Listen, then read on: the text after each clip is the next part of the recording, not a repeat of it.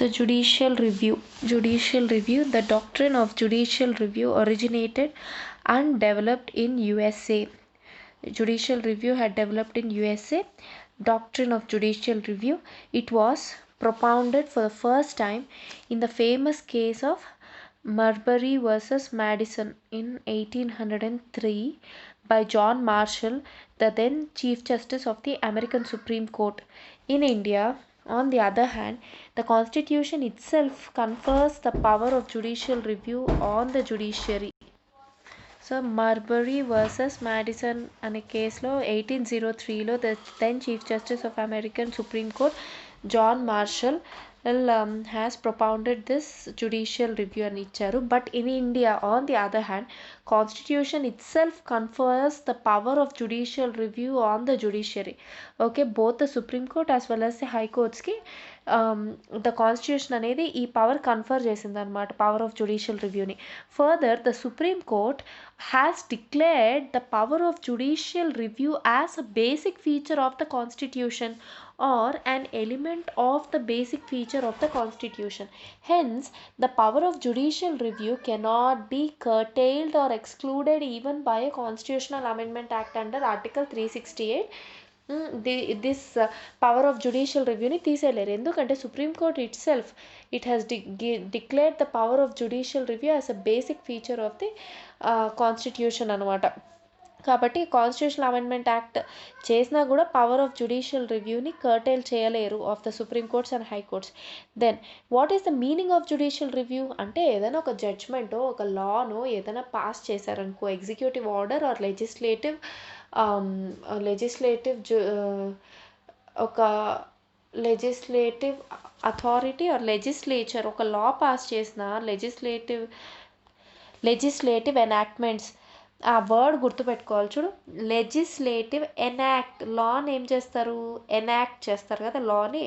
Legislature అంటే legislative అంటే లా అని అర్థం. సో లాని ఎనాక్ట్ చేస్తారు కాబట్టి legislative enactments and executive orders అని అర్థం. జుడిషియల్ రివ్యూ డెఫినేషన్ ఏంటంటే judicial review is the power of the judiciary to examine the constitutionality of the legislative enactments and the executive orders of both the central and the state governments. Okay, it is the power of the judiciary to examine the constitutionality of the legislative enactments and the executive orders of both the central and the state governments. On examination, if they are found to be violative of the constitution, if they are found to be violative of the constitution, that is ultra vires, then they can be declared as illegal, unconstitutional and invalid, that is null and void by the judiciary. Okay, so consequently they cannot be enforced by the government.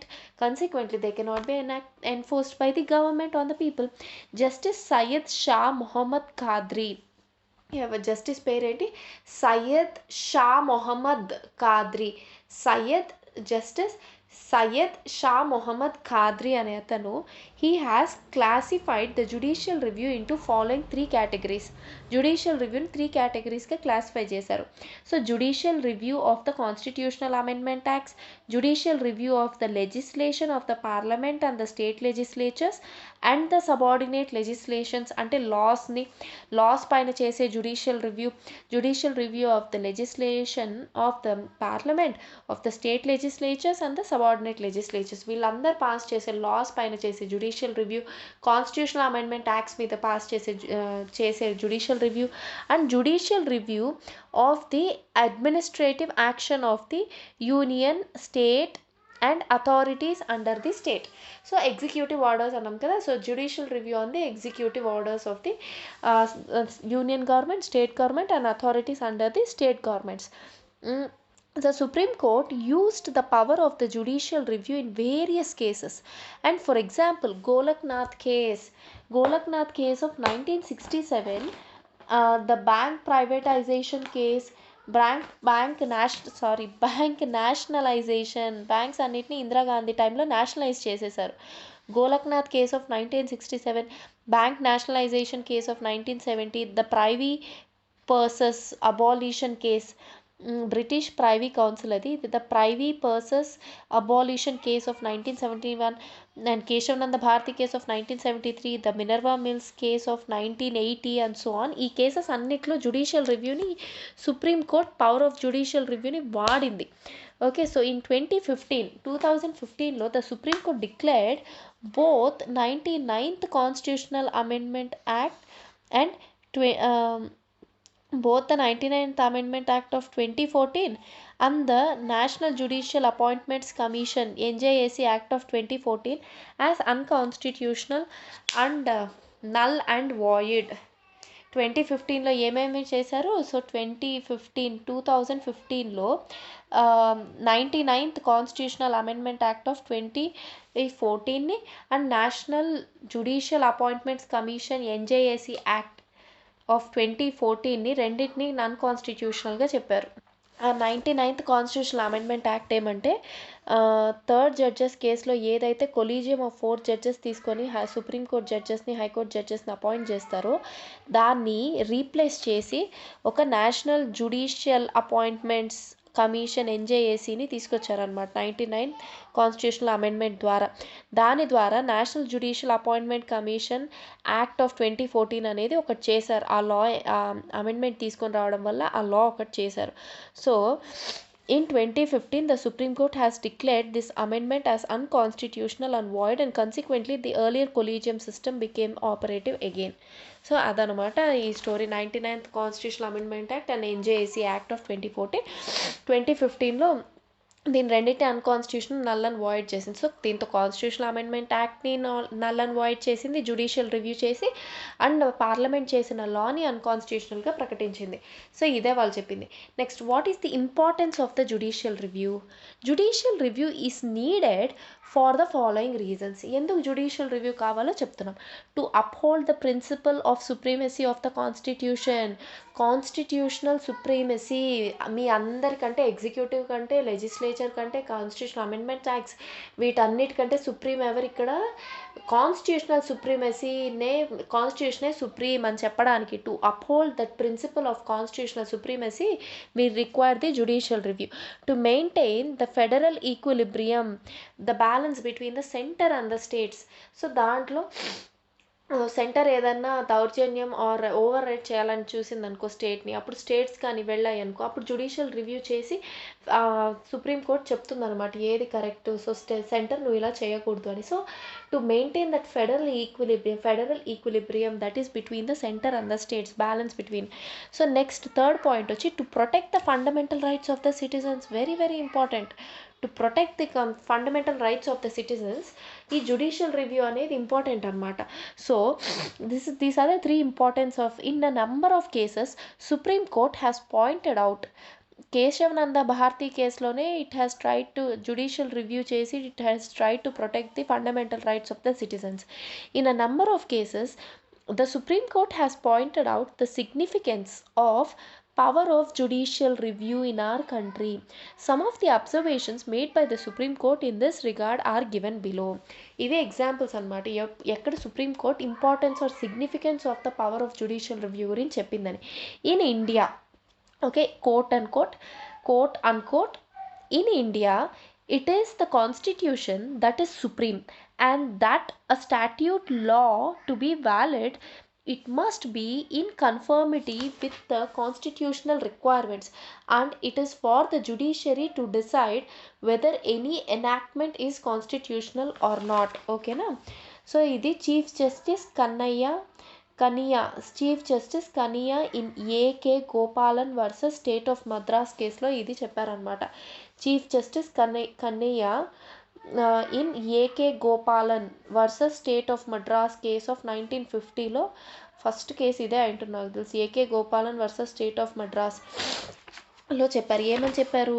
In India కాన్స్టిట్యూషనే supreme and that any law to be valid, any statute బుక్లోకి ఎక్కుతుందా president sign చేశాక, any statute law to be valid it must be in the conformity of the constitutional requirements and provisions, and it is for the judiciary to decide. ఎవరు decide చేయాలమ్మా? it is for the judiciary to decide whether any law enactment అనేది whether it is constitutional, whether any law enactment is constitutional or not. Okay. Then our constitution contains, next ఇంకొక quote అనుకోవట్లు ఏమంటే, our constitution, ఇది ఎవరు చెప్పారు? Chief justice Patanjali Sastri in state of Madras versus VG Row case in 1952. Justice Patanjali Sastri in state of Madras versus VG Row 1952లో చెప్పారు ఏమని? Our constitution contains express provisions for the judicial review of the legislations or the laws as to its conformity with the constitution. This is especially true as regards the fundamental rights. This is very much true for the fundamental rights, judicial review chair, to which the court has been assigned the role of sentinel on the on the kiviv. The court has been assigned the role of sentinel అంటే guard అన్నమాట, who is on duty, guard, who it is a guard of kiviv అంట, kiviv, sentinel on the kiviv అంటే so the fundamental రైట్స్ని guard చేయడానికి supreme court ఉంది. Supreme court plays the role of sentinel of the qui vive. Okay. Then next వచ్చేసి chief justice Khanna in Kesavananda Bharati versus state of Kerala 1973లో ఏం చెప్పారంటే, as long as some fundamental rights exist and are a part of the constitution, the power of judicial review has also to be exercised with a view to see that the guarantees afforded by these rights are not contravened or offended. Contravened ante offended అని అర్థం. The guarantees afforded by these rights are not contravened or offended. So as long as fundamental rights exist as a part of constitution, the power of judicial review also has to be exercised with a view that the guarantees afforded by these rights are not contravened. Next వచ్చి next ఎవరు చెప్పారు? Justice Bhagwati in Rajasthan versus union of India. Justice Bhagwati in Rajasthan versus union of India 1977లో ఏం చెప్పారంటే, the constitution is supreme lex, the permanent law of the land. Okay, the constitution is the permanent law of the land, basic law of the land. It is the supreme, and there is no branch of the government above it. Okay, the government is not above the constitution. No branch of government is above the constitution. Every organ of the government, be it executive or legislature or the judiciary, derives its authority from the constitution, and it has to act within the limits of its authority. All these three organs, they derive their authority from the constitution, and only they have to act within the limits of its authority.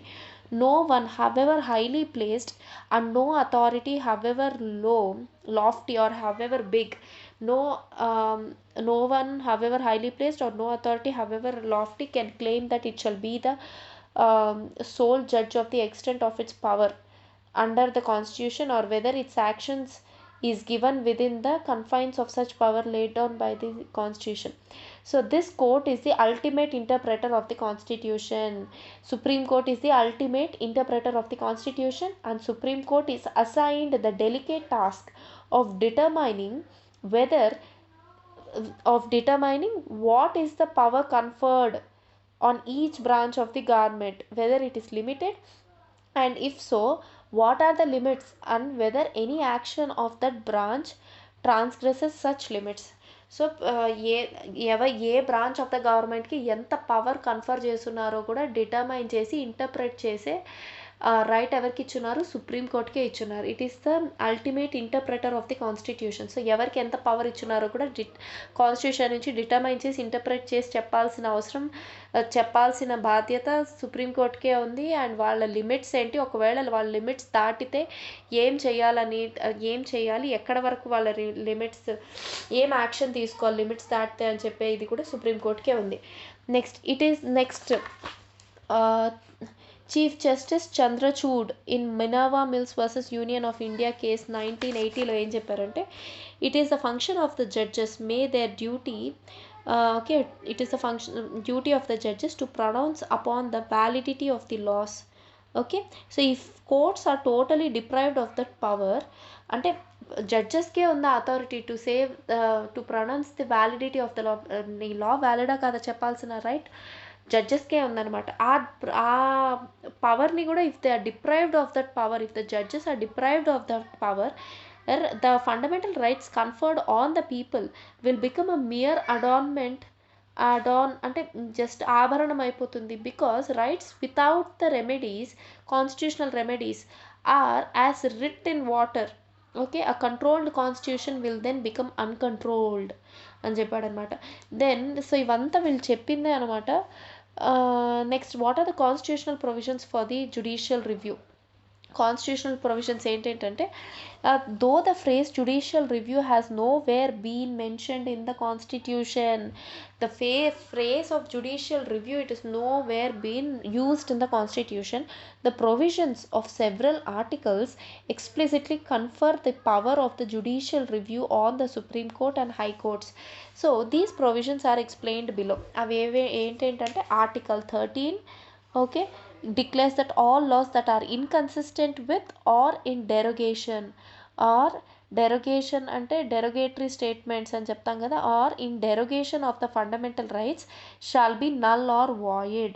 So all the laws that are inconsistent అంటే దాంతో పాటు compatible కాకపోయినా, okay, that are not compatible with the fundamental rights or are in derogation of the fundamental rights shall be null and void. Article 32 guarantees the right to move to the Supreme Court for the enforcement of the fundamental rights, and it empowers the Supreme Court to issue directions or orders or writs for that purpose. Article 131 provides the original jurisdiction of the Supreme Court in the center state and interstate disputes. Article 132 provides the appellate jurisdiction of the Supreme Court in the constitutional cases. Then Article 133 provides for the appellate jurisdiction of the Supreme Court in civil cases. Article 134 provides the appellate jurisdiction of Supreme Court in the criminal cases. So appellate 131, 132, 133, 134, 134A, certificate to appeal, certificate for appeal to the Supreme Court from the High Courts. So this provision was added by the 44th Constitutional Amendment Act of 1978. Okay, this article 144, 134A అనేది, it was added, appeal to the Supreme Court, certificate for appeal to the Supreme Court from High Courts అనేది 44th Constitutional Amendment Act of 1978లో తీసుకొచ్చారనమాట. Then Article 135 empowers the Supreme Court to exercise the jurisdiction and powers of the federal court under any pre-constitutional law. Under pre-constitutional law ప్రకారంగా అప్పుడు ఏవైతే powers and jurisdiction ఉందో federal కోర్ట్కి, అవన్నీ మళ్ళీ supreme కోర్ట్కి వచ్చేలాగా. Okay, ఆ powers and jurisdictions. Then 136 SLP, special leave petition. It authorizes the Supreme Court to grant the special leave to appeal from any court or tribunal, okay, from any court or tribunal except military and court martials. Then Article 143, the love between President and Supreme Court, authorizes the President to seek the opinion of the Supreme Court on any question of law or fact, or on any pre-constitutional legal matters, or on any pre-constitutional legal matters. Article 226, writ jurisdiction of High Court, empowers the High Courts to issue the directions or orders or writs for the enforcement of the fundamental rights or for any other purpose. Then Article 227, supervisory jurisdiction of the High Court. It vests in High Court the power of superintendence over all the courts and tribunals within its territorial jurisdiction except the military and courts and tribunals. Article 245 deals with the territorial extent of the laws made by the parliament and by the state legislatures. So parliament and state legislature చేసిన లాస్కి ఎంత territorial extent ఉంది అని చెప్పేది article 245. Then article 246 deals with the subject matter matter of the laws made by the parliament and by the state legislatures. అంటే వాళ్ళు union లిస్ట్లో ఉన్న సబ్జెక్ట్స్ మీరు చేస్తున్నారా, లేదా స్టేట్ లిస్ట్లో ఉన్న సబ్జెక్ట్, కన్కరెంట్ లిస్ట్లో ఉన్న సబ్జెక్టా, సో దేని మీద లాస్ చేస్తున్నారు, మ్యాటర్ ఆఫ్ ద సబ్జెక్ట్, ఏ సబ్జెక్ట్స్ మీద, subject matter of laws, subject matter of laws made by the parliament and by the state legislatures also. Then union list, state list, concurrent list, territorial extent of the laws made by them. 245 246 are also very important. Then articles 251 and 254 provide that in case of a conflict between a central law and a state law, the central law prevails over the state law and the state law shall be void, and then state law shall be void అని చెప్తున్నారు. So articles 251 254. Article 251 ఏం చెప్తోందంటే inconsistency between the laws made by the parliament under articles 249 and 250 and laws made by the legislatures of the state. 249లో ఏముంది, power of the parliament to legislate with respect to a matter that is in the state list in the national interest. Okay, ఒక state లిస్ట్లో ఉన్న subject పైన legislate చేసే power ఉంది పార్లమెంట్కి, ఎందుకు, for the national interest అనమాట. ఆర్టికల్ 250 వచ్చి power of the parliament to legislate with respect to any matter, to a matter అన్నారు పైన, ఇక్కడేమో to any matter in the state list if a proclamation of emergency is in operation. Okay, emergency కానీ ఉందనుకో అప్పుడు state లిస్ట్లో ఉన్న any matter పైన okay లా చేసే అధికారం వచ్చి పార్లమెంట్కి ఉంటుంది. దట్ ఈస్ ఆర్టికల్ 250 అనమాట. ఎమర్జెన్సీ ఈజ్ ఇన్ ఆపరేషన్ ఉన్నప్పుడు చేయడం ఆర్టికల్ 250. ఓకే, అలా కానప్పుడు నేషనల్ ఇంట్రెస్ట్ని దృష్టిలో పెట్టుకొని మేబీ రాజ్యసభ అప్రూవ్ చేస్తే, రిజల్యూషన్ పాస్ చేసినప్పుడు పార్లమెంట్ లెజిస్లేట్ చేయడం on a matter in the state list in the national interest is article 240. So 251లో ఏం చెప్తున్నారు, when there is an inconsistency between the laws made by the parliament and by the laws made by the legislature. Inconsistency between the laws made by the parliament and by the laws made by the state legislature. Laws made by the parliament under the articles 249 and 250. So ఇది 251 అనమాట. This is article 251. Article 254 ఏం చెప్తోంది, inconsistency between the laws made by the parliament and laws made by the state legislatures అని చెప్తుంది. Same అదే చెప్తుంది. So article 251 and 254 ఇంచుమించు అదే చెప్తుంది. సో ఆ టూ ఆర్టికల్స్కి సంబంధించినవి అయితే 251లో ఉన్నాయి, 2 ఆర్టికల్స్కి, అండ్ ఇన్ జనరల్ అయితే 254లో ఉన్నాయి. సో ఇలాంటి కాన్ఫ్లిక్ట్ వచ్చినప్పుడు, ఇన్కన్సిస్టెన్సీ వచ్చినప్పుడు ద సెంట్రల్ లా అనేది it prevails over the state and the state law becomes void అని చెప్తున్నారు. Then article 372 deals with the continuance in force of the pre-constitutional laws. Pre-constitutional laws అనేది ఇంకా continue అవుతున్నాయి to be in force. The continuation of the constitution laws to be in force వచ్చి article 372. ఇది కూడా important. So వీటిల్లో judicial review అని చెప్పకనే చెప్తున్నట్టు. So what is the scope of judicial review, the constitutional validity, scope, ఎక్కడ judicial review రావడానికి scope ఎక్కడ ఉంటుంది, ఎలాంటి సిచ్యువేషన్స్లో అని అడుగుతున్నారు. Okay, the constitutional validity of a legislative enactment or an executive order can be challenged in the Supreme Court or in the High Court on the following 3 grounds. If it infringes the fundamental rights, first point ఏమో if it infringes fundamental రైట్స్ని కానీ infringe చేసి, if it infringes the fundamental rights in the part 3, it is outside the competence of the authority, that is ultra vires అంటాం కదా, ultra vires, it is outside the competence of the authority who has issued it or who has framed it. Then next last one వచ్చేసి it is repugnant, means it is in conflict or it is incompatible to the constitutional provisions. Same పైన చెప్పిందే మళ్ళీ చెప్పారనమాట. ఇక్కడ ఫస్ట్లో ఏమైతే చెప్పారో 3కి డివైడ్ చేస్తున్నాము అని, to uphold the supremacy of the constitution, federal equilibrium అన్నారు, to protect the fundamental rights అన్నారు, కాన్స్టిట్యూషన్ అమెండ్మెంట్ యాక్ట్స్ అప్పుడు, లాస్ అప్పుడు, ఎగ్జిక్యూటివ్ ఆర్డర్స్ అప్పుడు.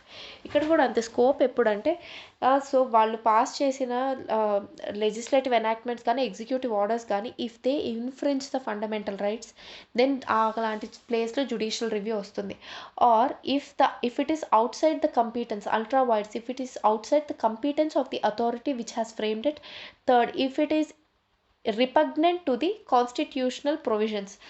Repugnance ante if it is in conflict or incompatible, if it is in repugnance with the constitutional provisions, then అలాంటి ప్లేస్లో judicial review వస్తుంది.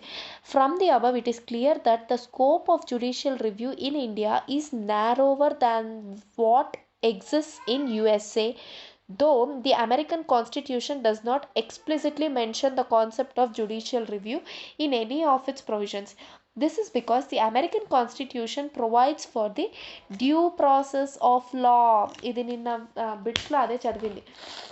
Because American Constitution provides for the due process of law against that of the procedure established by law which is contained in Indian Constitution. So మన power of judicial review దేనికి అనుగుణంగా ఉంది? procedure established by law. Okay, so ఇదనమాట మన ఇండియాలో follow అయ్యే judicial review. So the difference between the two is the due process of law gives wide scope to the Supreme Court to grant protection to the rights of the citizens. It can declare laws violative of these rights, of these rights as void, not only on substantive grounds of being unlawful but also on the procedural grounds of being unreasonable. Unlawful అనే కాదు, వాళ్ళు reason కూడా it doesn't have any reason అని కూడా చెప్పొచ్చు. On substantive grounds of being unlawful అనే కాదు, unreasonable ఇది అని కూడా చెప్పొచ్చు అనమాట. Or supreme court while determining the constitutionality of a law however examines only the substantive question, that is whether the law is within the power of that authority concerned or not. Okay, whether the law is whether only substantive question మట్టుకే చూస్తుంది అనమాట. Okay, substantive grounds of being unlawful, substantive question ఒక్కటే చూస్తుంది, whether the law is within the power of that authority concerned or not. Ultra vires substantive question అంటే ultra vires అని కాదా చూస్తుంది. So it is not expected to go into the question of రీజనబులా కాదా, సూటబులా కాదా, of reasonableness. It is not supposed to go into the question of reasonableness, suitability or policy implications. ఇవన్నీ చూడకూడదు అనమాట. Subhash C Kashyap our constitution అని దీంతో రాశారు ఇది. Then the exercise of wide power of judicial review by the American Supreme Court in the name of the due process of law clause has made the critics to describe it as a third chamber of the legislature. Okay, in the due process of law has made the critics to describe it అంటే American supreme కోర్ట్ని describe చేస్తున్నారా. So third chamber of the legislature, a super legislature, the arbiter of social policy and so on. So this American principle of judicial supremacy American principle of judicial supremacy is also recognized in our constitutional system, but to only a limited extent. Okay, so అక్కడ American supreme court ఏమంటున్నారు? Third chamber of legislature అంటున్నారు, super legislature and arbiter of social policy అంటున్నారు. So వాళ్ళని అక్కడ judicial supremacy ఉంది అమెరికాలో, parliament supremacy in Britain, మనకు constitutional supremacy. So మనకు కూడా ఉంది కానీ but only to a limited extent. Not do we fully follow the British principle of parliamentary supremacy. There are many limitations on the sovereignty of the parliament in our country, like the written character of the constitution, the federalism with division of powers, the fundamental rights and the judicial review. Written character of constitution, federalism with the division of powers, the fundamental rights and judicial review. We have seen this in the independence. దేంతో చూసాం? Parliamentary and state legislatures యొక్క సావరెనిటీలో చూసాం. Parliamentary sovereignty and the privileges of పార్లమెంట్లో చూసాం కాదే. It is said under the sovereignty of the parliament, parliamentary సావరెనిటీకి ఉన్న లిమిటేషన్స్ అవి, సావరెనిటీ ఆఫ్ పార్లమెంట్కి. Okay. Federalism, written character of constitution, fundamental rights, judicial review. In effect, what exists in India is the synthesis of both American principle of judicial supremacy and the British principle of parliamentary supremacy. Judicial review of the 9th schedule. Article 31B saves the acts and regulations included in the 9th schedule from being challenged and invalidated on the ground of contravention of any of the fundamental rights.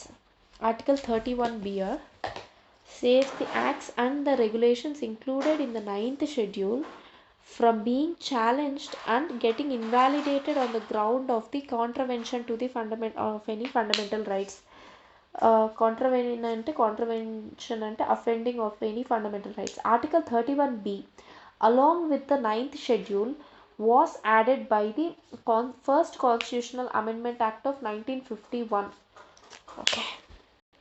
The Article 31B and the 9th schedule were added by the first Constitutional Amendment Act of 1951. So initially original constitution had only 8 schedules. First Amendment Act of 1951. Originally in 1951, the 9th schedule contained only 13 acts and regulations, but at present in 2016 their number is 282. 282 acts and regulations. Acts and regulations are under this. Though the last entry is numbered as 284, the actual total number is 282. This is because the 3 entries 87, 92 and 130 have been deleted, and one entry is numbered as 257A. 257A అనేది add చేశారు, and 87, 92 and 130 acts and రెగ్యులేషన్స్ని remove చేశారు. So all together ఇప్పుడు 282 acts and regulations ఉన్నాయి under 9th schedule, and 284 is the last number. Okay, so 2016 వరకు. Of these, the acts and regulations of the state legislature deal with the land reforms and abolition of the zamindari system, and that of the parliament deal with other matters. So state legislature కింద ఉన్న acts and regulations దేనికి సంబంధించినవి? The land reforms and the abolition of the zamindari system, and the rest deal with the parliament and other matters. So however, the significant judgment delivered in I.R. Kolho case in 2007. I.R. Kolho case in 2007. Okay. I.R. Kolho versus State of Tamil Nadu 2007. The Supreme Court ruled that there could not be any blanket immunity from the judicial review of the laws included in the 9th schedule. The court held that the judicial review is the basic feature of the constitution and it could not be taken away by putting a law under the 9th schedule. It said that, so the key word is there cannot be any blanket immunity. There cannot be any blanket immunity from the from the judicial review of the laws that are included in the 9th schedule. So because judicial review is the basic feature of the constitution and it cannot be taken away by putting a law under the 9th schedule. It also said that the laws placed under the 9th schedule after April 24th, 1973, that is the Keshavananda Bharati case, are open to challenge in the court if they are violating the fundamental rights and that are guaranteed under the Articles 14, 15, 19 and 21. Article 14 equality, Article 15 right, equal opportunity in education, Article 19 freedom from 6 rights, then Article 21 right to life and personal liberty. So if four Article 14, 15, 19 and 21, if four important articles ni if they are violating అలాంటి laws కానీ acts కానీ which although they are placed in the 9th schedule, so they can be put to judicial review అని చెప్పారు. and the basic structure of the constitution. So ఈ 4 articles కానీ or the basic structure of the constitution ని violate చేసే ఏదైనా laws ఉన్నా they can be put to the already although దాని 5 అన్నమాట 4 articles ఒక basic structure కిందకు వచ్చే any matter. సో వీటిని judicial review కి although 9th schedule place చేసిన judicial review can take place. Then it was on April 24th, 1973 that the Supreme Court first propounded the doctrine of basic structure of the basic features of the Constitution in its landmark verdict of the Keshavananda Bharati case. Keshavananda Bharati versus State of Kerala 1973. While delivering the above judgment, the Supreme Court made the following conclusions. So Keshavananda Bharati case lo em chepparante, first one, a law that abrogates or abridges the rights guaranteed by part 3 of the Constitution, that is the fundamental rights. Any law if it abrogates the fundamental rights which are in the part 3 of the Constitution may violate the basic structure doctrine. So may violate the basic structure doctrine or it may not.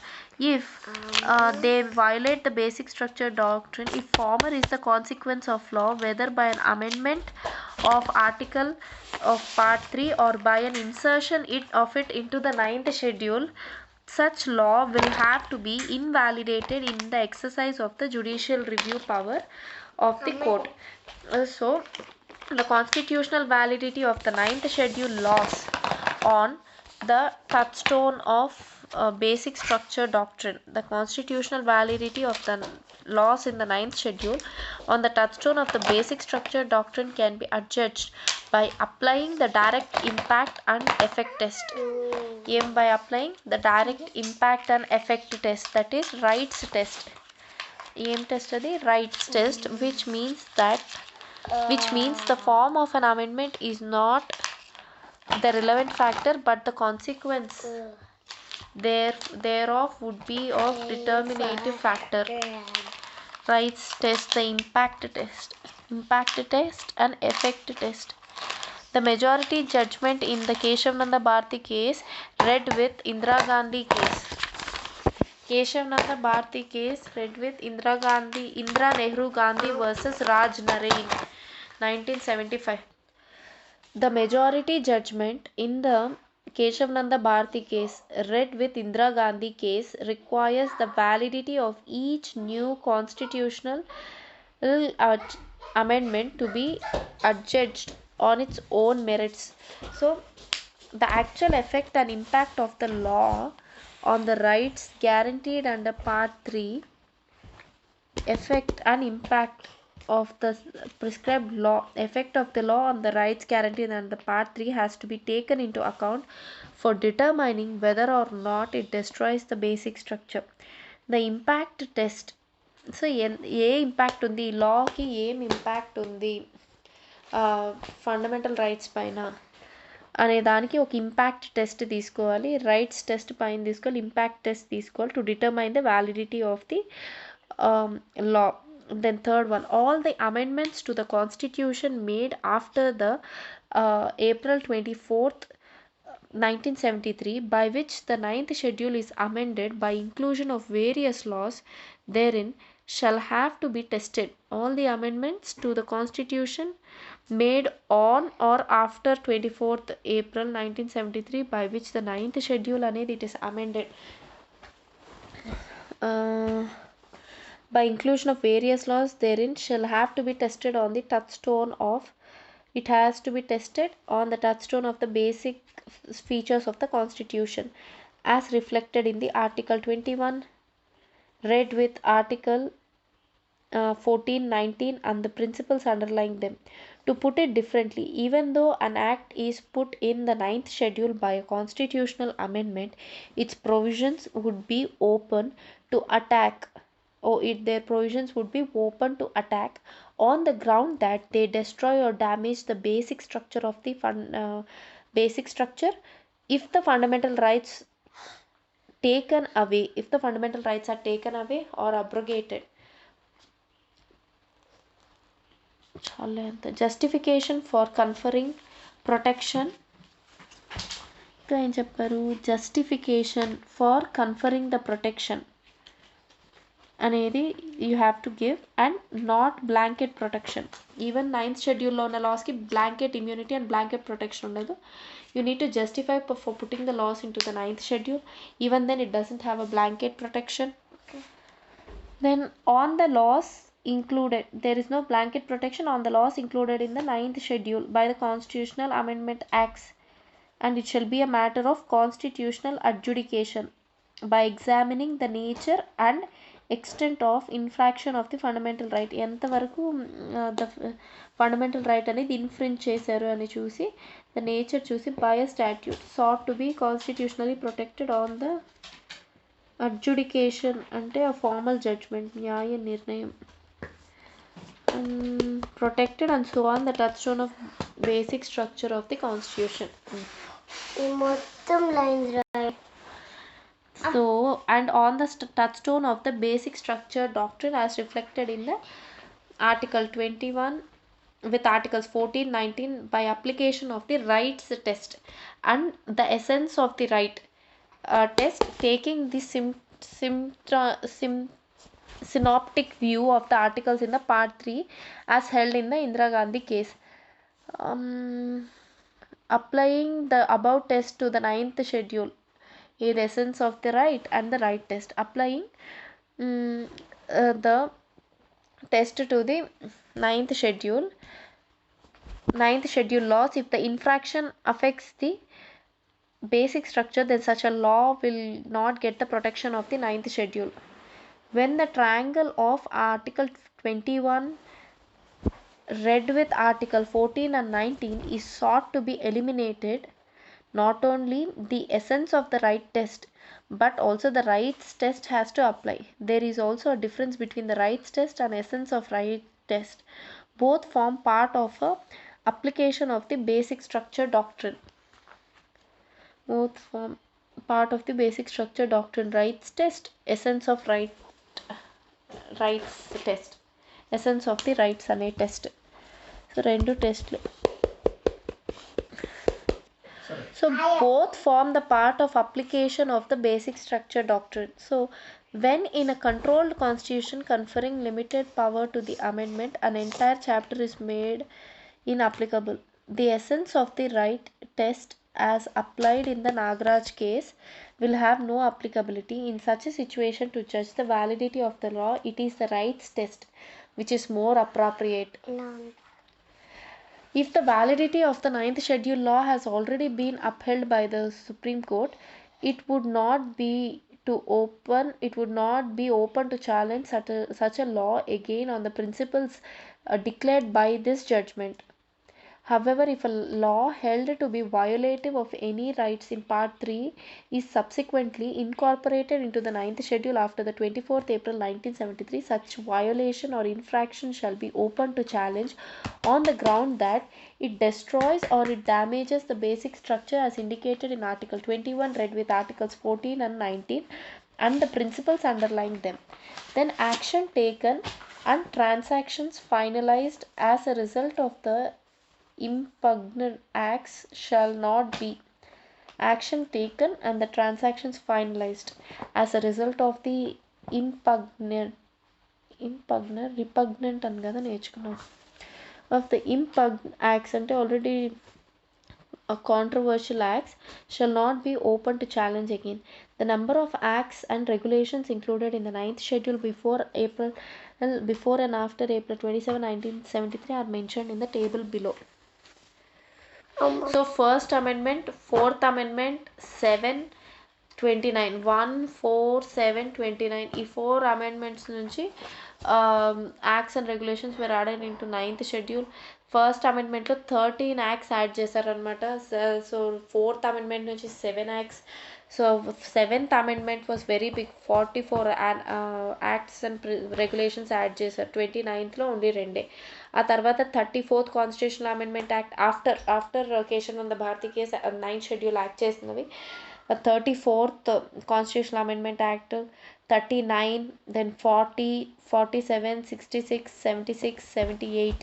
So ఇవన్నీ add చేశారు. 34, 39, 40, 47, 34, 39, 40, 47, 66, 76, 78. So ఇవన్నీ కేశవనంద భారతి తర్వాత 9th షెడ్యూల్లోకి add చేశారనమాట.